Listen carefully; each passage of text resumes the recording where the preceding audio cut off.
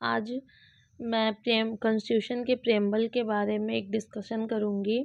Preamble होता क्या है? प्रेम्बल एक तरीके का इंट्रोडक्टरी स्टेटमेंट है, ठीक है?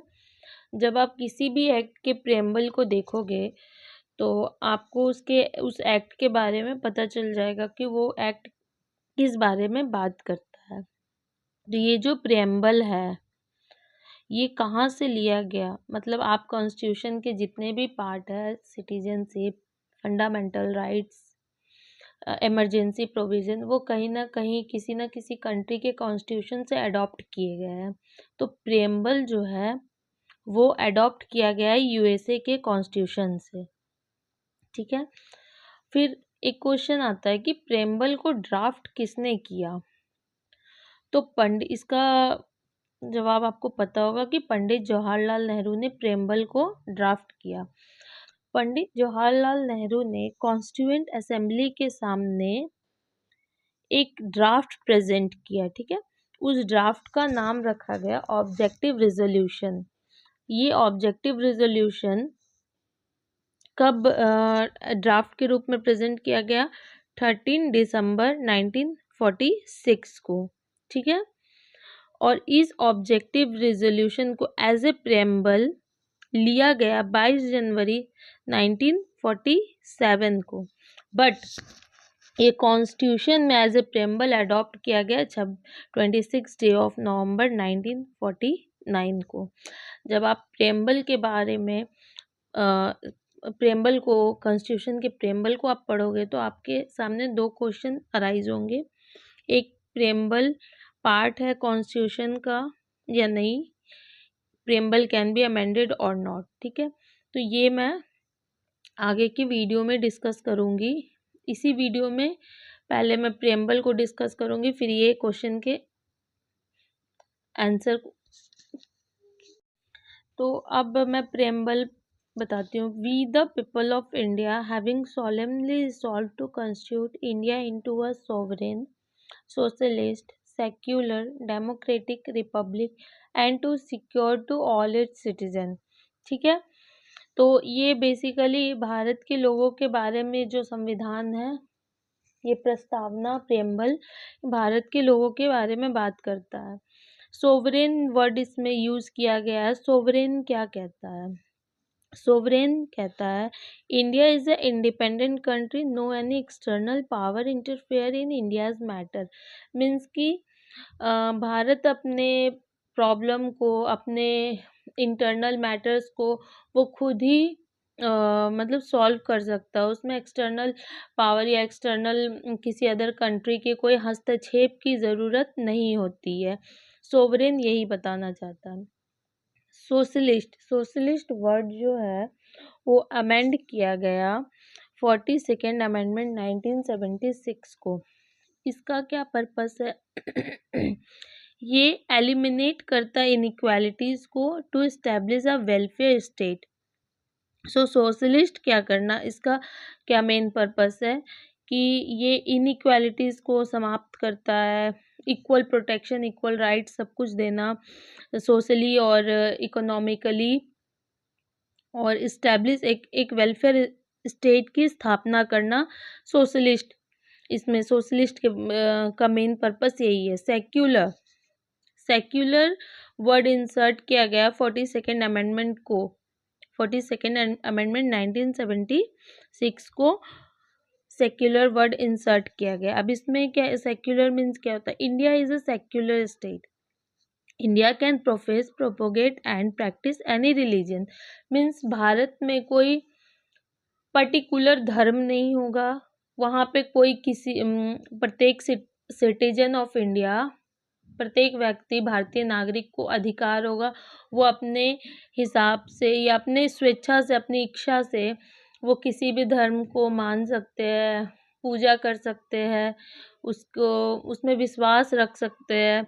तो यहाँ पे ऐसा कुछ नहीं है कि आपको पर्टिकुलर भारत में ये धर्म फॉलो करने हैं, इसलिए India is a secular state. अब डेमोक्रेसी, डेमोक्रेसी दो वर्ड से मिलकर बना demo and cracy. Demo means people and cracy means rule. So rule of people, ये क्या बात करता है, लोगों की बात करता है, ठीक है। Rule of people. डेमोक्रेसी जो होते हैं वो टू टाइप्स के होते हैं। पहले हम ये जान लेते हैं कि डेमोक्रेसी कितने टाइप के होते हैं। टू टाइप के होते हैं, एक डायरेक्ट एक इनडायरेक्ट। डायरेक्ट डेमोक्रेसी जो होता है उसमें क्या होता है कि लोग अपना रिप्रेजेंटेटिव नहीं चुनते, वो लोगों के बीच आपस की मेजोरिटी से वो रूल एंड पॉलिसीज वो बनाते हैं, ठीक है। जैसे स्विट्जरलैंड में शायद डायरेक्ट डेमोक्रेसी है, बट इंडिया में इनडायरेक्ट डेमोक्रेसी। इनडायरेक्ट डेमोक्रेसी में क्या होता है कि सिटीजन जो है वो अपने लिए रिप्रेजेंटेटिव चुनते हैं, और लोगों के बीच से ही रिप्रेजेंटेटिव चुने जाते हैं, लोगों की मेजोरिटी से, और वो रिप्रेजेंटेटिव जो होते हैं वो उनके लिए रूल एंड पॉलिसीज बनाते हैं। अब नेक्स्ट है public. Republic means a state where the head of state is elected by people rather than being a hereditary monarch। Means आप लोग समझ गए होंगे कि रिपब्लिक क्या है।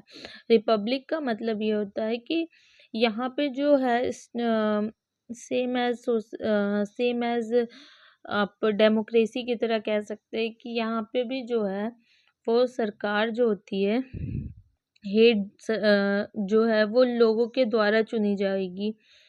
Every citizen of India get right to cast vote who completed the age of 18 years, ठीक है। तो यहाँ पे है कि ये जो रिप्रेजेंटेटिव है लोगों के द्वारा लोगों में से ही चुनी जाएगी, बट यहाँ पे हेरेडिटरी मोनार्क सिस्टम जो है वो नहीं चलता। जैसे राजा का बेटा ही राजा बनेगा, वो चीज़ें भारत में नहीं है। So India is a republic country, republic state, okay. अब एक क्वेश्चन रह गया था कि preamble is a part of constitution or not. Preamble is a part of constitution or not, ठीक है। तो प्रेम्बल कॉन्स्टिट्यूशन का पार्ट है या नहीं, तो इसको मैं केस से डील करती हूँ। जैसे एक केस था re Berubari union and exchange of enclave case was a landmark case that resolved a territorial dispute between India and Pakistan over the Bari-Bari region in West Bengal।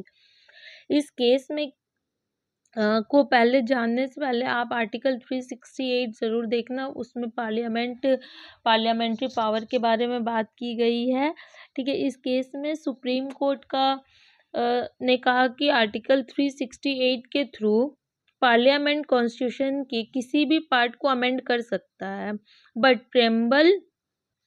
Preamble is not a part of constitution, ठीक है। Preamble को constitution का part नहीं बताया गया, इसलिए article 368 के through preamble को अमेंड नहीं किया जा सकता। बट इस केस में एक छोटी सी बात रह गई, एक छोटी सी मिस्टेक हो गई कि प्रेम्बल को भी कॉन्स्टिट्यूशन के अदर पार्ट की तरह कॉन्स्टिट्यूशन के अदर पार्ट की तरह अडॉप्ट और इनेक्ट किया गया था, बट सो प्रेम्बल भी कॉन्स्टिट्यूशन, ये बात रह गई थी। सुप्रीम कोर्ट का इसमें जजमेंट था कि preamble is not a part of constitution, so preamble को पार्लियामेंट आर्टिकल 368 के थ्रू अमेंड नहीं कर सकता। बट इस केस को करेक्शन करते हुए एक नया केस आया, Kesavananda Bharati versus state of Kerala. इस केस में सुप्रीम कोर्ट ने कहा, जो बात इस केस में रह गई थी, जो मिस्टेक हुई थी इस केस में, जो चीज़ें छूट गई थी इसमें, वो इस केस में ऐड की गई कि प्रेम्बल भी कॉन्स्टिट्यूशन के अदर पार्ट की तरह अडॉप्ट और इनेक्ट किया गया है, सो प्रेम्बल को भी अमेंड किया जा सकता है। बट आर्टिकल 368 के तहत पार्लियामेंट प्रेम्बल को अमेंड कर सकता है, बट उसके बेसिक स्ट्रक्चर के साथ छेड़छाड़ नहीं हो सकती है। अब प्रेम्बल में 3 न्यू वर्ड ऐड किए गए थे 42nd अमेंडमेंट। अब आप सोचोगे कि प्रेम्बल में फिर अमेंड, इस केस के अकॉर्डिंग